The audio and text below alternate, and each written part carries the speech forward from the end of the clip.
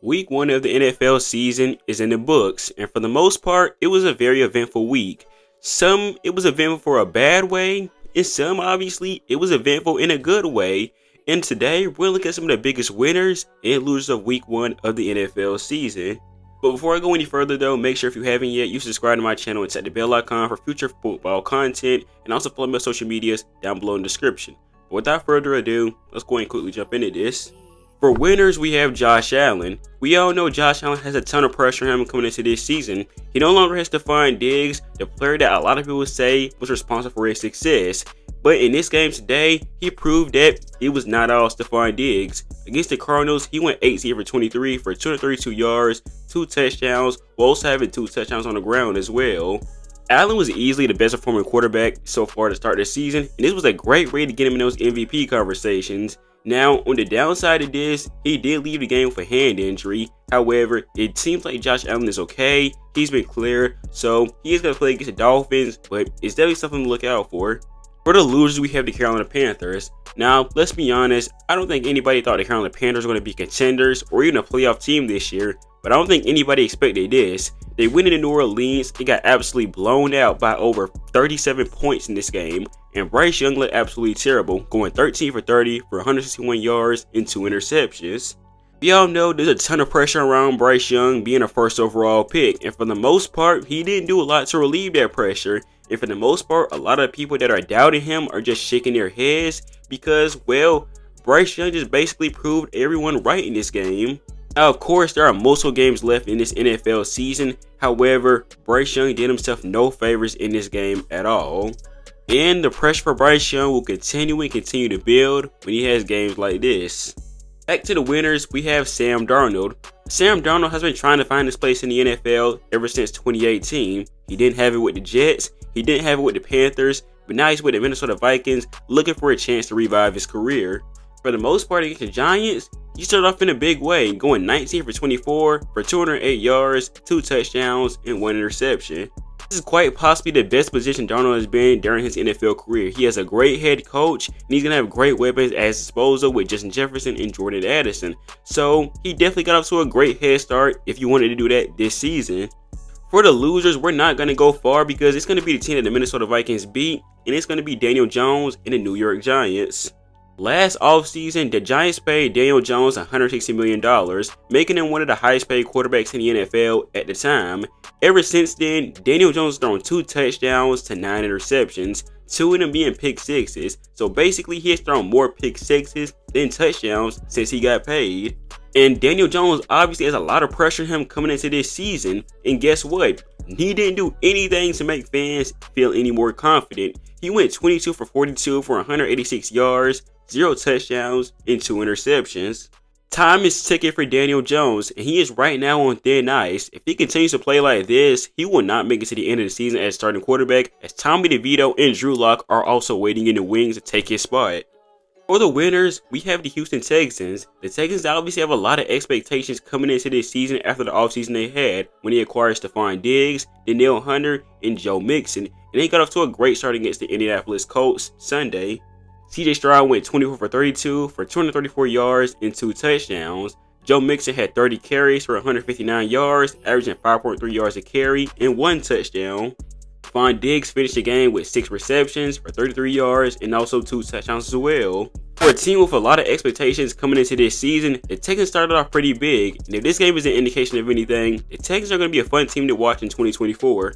For the losers, we have the Cincinnati Bengals. Somebody please tell me what goes on with the Bengals week 1 of the NFL season because they looked absolutely lost in this game. Joe Burrow went 21 for 29 for 164 yards and not a single touchdown, but he didn't have an interception either, so I guess that's a good thing. No, this offense was absolutely conservative, and going into a game against the Chiefs, personally, I'm not really sure why you went into this game playing like this. Defense wasn't a lot better either. Ramondre Stevenson finished the game with 25 carries for 120 yards and 1 touchdown as well. Like I said, typical week 1 Bengals, I'm not really sure why they play like this. Chargers are also going to be big winners for this week as well. Now listen, the Chargers didn't exactly have an outstanding win, but it was a win, and that's all that matters. Justin Herbert had a pretty good game, going 17 for 26 for 144 yards and 1 touchdown. J.K. Dobbins, though, he finished the game with 10 carries for over 130 yards and 1 touchdown. Lad McConkey finished the game with 5 receptions for 39 yards and 1 touchdown. The days of Brandon Staley are finally over for the Chargers. Jim Harbaugh is the coach they have finally been looking for a while now. Their defense in this game was absolutely electric as well, and this is not the same defense that would have choked the fourth quarter lead. No, they had 4 sacks, 2 fumbles forced, and an interception in this game. Like I said, the exact coach the Chargers have been looking for years now. Back to the losers, we have Deshaun Watson. It was a pretty rough game for Deshaun Watson. He finished the game going 24 for 45 for 169 yards, 1 touchdown, and 2 interceptions. I said before, if the Browns wanted any chance at being contenders, Deshaun Watson was going to have to play well in this game. Unfortunately, Deshaun Watson didn't do that. It's sad because, once again, we all know the Browns have one of the better defense in the NFL. However, because Deshaun Watson didn't play well, the defense kind of had to suffer the blunt end of this game. Fortunately for the Browns, they're going to have to deal with this. If Deshaun Watson is bad for another year, they're going to have to deal with this. They gave him their ridiculous contract, and now they're kind of stuck with him. Gonna have to find a way to win with them, or, well, I don't know what you're gonna do, honestly. For the winners, we have the Lions. The Lions are another team that's coming into this season with a lot of expectations, and they started off pretty big. Jared Goff had a pretty good game, going 18 for 28 for 217 yards, 1 touchdown, and an interception. David Montgomery had an absolutely monster game as well, especially in overtime, having 17 carries for 91 yards and 1 touchdown.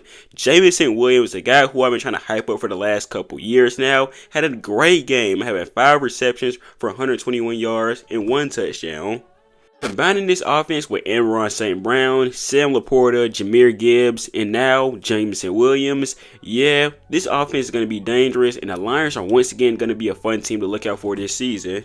For the losers, we have the Atlanta Falcons. Honestly, I came into this game thinking the Atlanta Falcons were going to win this game, and they disappointed me hard, especially Kirk Cousins, who finished the game going 16 for 26 for 155 yards, 1 touchdown, and 2 interceptions. This entire offense in general was bad. Bijan Robinson didn't get anything going. Kyle Pitts didn't do anything. Drake London didn't do anything. Like I said before, this offense all around was pretty bad. Personally, I'm worried about Kirk Cousins. I was watching him play, and honestly, he didn't look too good out there. So hopefully that improves. Hopefully just a one-off. But like I said, something to keep an eye on. Back once again to the winners, we're going to have Jordan Mason of the 49ers. Before the game today, it was announced that Christian McCaffrey would not be playing due to a calf injury, and Jordan Mason was going to have to step up, and he did just that, finishing the game with 28 carries for 147 yards and 1 touchdown. We all know Kyle Shanahan is a mastermind when it comes to producing running backs, and Jordan Mason might be the next running back that Kyle Shanahan produces. Mason was forced to step up and replace one of the best running backs in the league at the last minute, and Jordan Mason did just that in a big way. Him and Jake Moody are 2 of the biggest reasons why his team won today. For the losers, I'm going to put the entire 2024 rookie class of guys who started this week. Starting off with Caleb Williams, who finished the game with just 93 yards passing. Yes, 93 yards passing, which is a bit disappointing. Fortunately though, Caleb Williams was able to win his regular season debut in his first game of the regular season, solely because the Bears defense played absolutely out of their minds. Aiden Daniels was okay, not great, not good, but he was okay. Nothing to necessarily write home about, but definitely something to be, excited about if you're a Commanders fan, I guess. And I said coming into the NFL draft, I was not necessarily a fan of Bo Nix, and this game didn't make me a fan either. He finished the game with 138 yards passing and 2 interceptions. He did have 1 touchdown on the ground though. Bo Nix threw one of his interceptions in the end zone. The second one he threw into double coverage, so definitely not a great debut for Bo Nix. It's going to be a while before we see Drake May, and we're probably not going to see Michael Penix this season, but overall though, this rookie quarterback class did not get off to a great start to start the season. Back to the winners, we have Dak Prescott. Now, Dak Prescott didn't necessarily have a great game against the Browns. He went 19 for 32 for 179 yards and 1 touchdown, but he managed to get his team to the victory, but their defense kind of did that, and also Deshaun Watson. But he also got paid an insane contract right before the game even started, making him one of the highest paid players in NFL history. So your team leaves out 1-0 and you got paid. You know what? That's a win in my books. For losers, we have Marvin Harrison Jr. Marvin Harrison Jr. did not exactly have an appealing debut to start his NFL career, finishing the game with 1 reception for just 4 yards, and Kyler Murray also missed him deep on a touchdown as well. Nothing to probably be alarmed about, but also not the way you want to start your NFL career. It's going to pain me to put him on this list, but for winners, Saquon Barkley. Barkley had a great game against the Green Bay Packers. He had 132 yards from scrimmage and 3 touchdowns, having a great debut game in the green and the Philadelphia Eagles. It hurts to see, honestly. If Saquon is healthy and this offensive line continues to play like this, the Eagles are going to be a dangerous team that nobody's going to be wanting to compete with, unfortunately. So loser might be debatable, but I'm going to say Russell Wilson. Russell Wilson would miss the Week 1 game against the Falcons due to an injury, so Justin Fields will have to step up and take his place. So Justin Fields wasn't necessarily great, but he managed the game pretty well. He went 17 for 23 for 156 yards, 14 carries for 57 yards on the ground. So not a single touchdown, obviously, but he had a pretty okay game for a game manager wise. Obviously, you hope that he plays better than this. You hope to see more with him. Honestly, it's not necessarily nothing to write home about, but he's a winner because he is now in prime position to be the starting quarterback. With Russell Wilson struggling with injuries, if he continues to play even like this, it's going to be hard for Mike Tomlin to look at Justin Fields and say, okay, you're not the quarterback anymore. We're going to put Russ back in, honestly. It's more of a win for Justin Fields because of that, not necessarily because of his play, if that makes sense. And Mike Tomlin basically said that he was not going to give the job to Russ back so easily, basically. He didn't say that word for word, but he honestly kind of implied it, let's be honest. So Russell Wilson is basically in danger of losing his job already. And the final winner for this video is going to be Baker Mayfield. He had a great game against the Commanders, going 24 for 30 for 289 yards and 4 touchdowns. Baker Mayfield is continuing to prove his doubters wrong, and he's especially sticking at the Browns fans who are going through right now with Deshaun Watson. And honestly, that all need to be said. And the final loser is going to be the Green Bay Packers, losing Jordan Love.